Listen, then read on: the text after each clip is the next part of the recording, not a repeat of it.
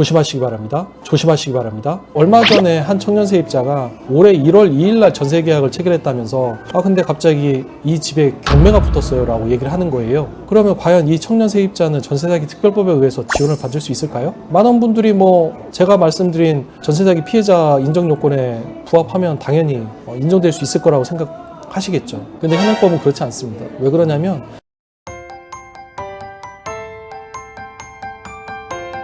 오늘은 전세사기 특별법을 좀 설명을 드릴 건데요. 전세사기 특별법에서 전세사기 피해자로 인정받기 위해서는 첫 번째, 전세계약을 체결한 뒤에 전입신고하고 집을 넘겨받고 인도받는다고 표현하죠. 인도받은 다음에 확정일자를 맞추셔야 돼요. 그게 첫 번째 요건이고, 두 번째는 보증금 한도는 5억 원 이하이셔야 합니다. 물론 이제 전세사기 피해지원위원회가 상황에 따라서 2억 원을 상향해서 한 7억 원 이하까지도 보호받는데 원칙적으로는 5억 원 이하고요. 세 번째로는 피해자가 2인 이상의 다수의 피해자가 발생을 해야 돼요. 예를 들어 임대인이 파산했다거나 아니면 임차주택에 대해서 경매가 들어갔거나 아니면 임차인이 판결문을 확보했거나, 그리고 이제 네 번째로는 임대인이 전세금을 반환하지 않을 애초에 그런 의도가 있었다. 그러니까 다른 사람의 전세금으로 남의 주택을 사는 그런 의도가 있었 경우죠. 그래서 이런 네 가지 요건이 충족이 되면 전세사기 피해자로 인정이 될 수 있습니다. 다음에 이제 전세사기 피해자로 인정된 경우에 그러면 전세사기 피해자들은 국가로부터 어떤 지원을 받을 수 있느냐인데,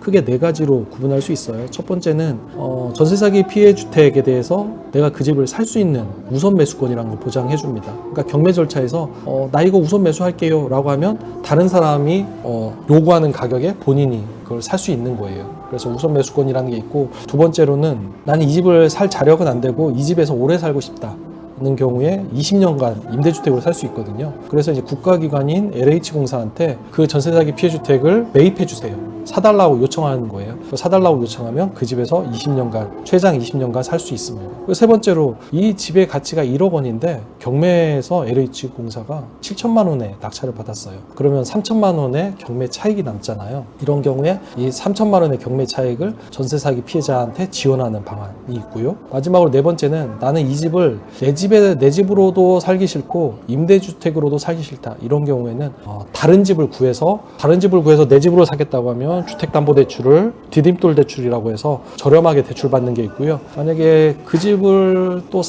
매입할 수는 없고 전세로 살고 싶다라고 하는 경우에는 전세대출로, 저리대출로 지원받을 수도 있습니다. 그래서 이제 전세사기 피해자로 인정된 경우에는 전세사기 특별법에 의해서 이런 네 가지 지원 방안이 있습니다. 그리고 이제 여기서 중요한 건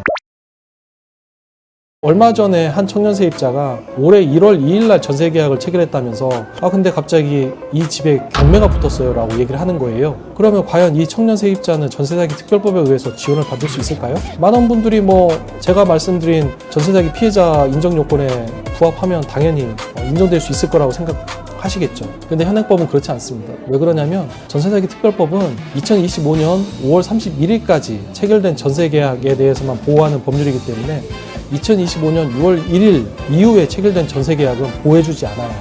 그러니까 여러분이 전세사기 특별법이 있으니까 내가 혹시라도 전세사기를 당하면 보호를 받겠지 라고 생각하면 그거는 큰 오산이고요. 2025년 6월 1일 이후에 체결된 전세계약에 대해서는 정말 조심하셔야 합니다.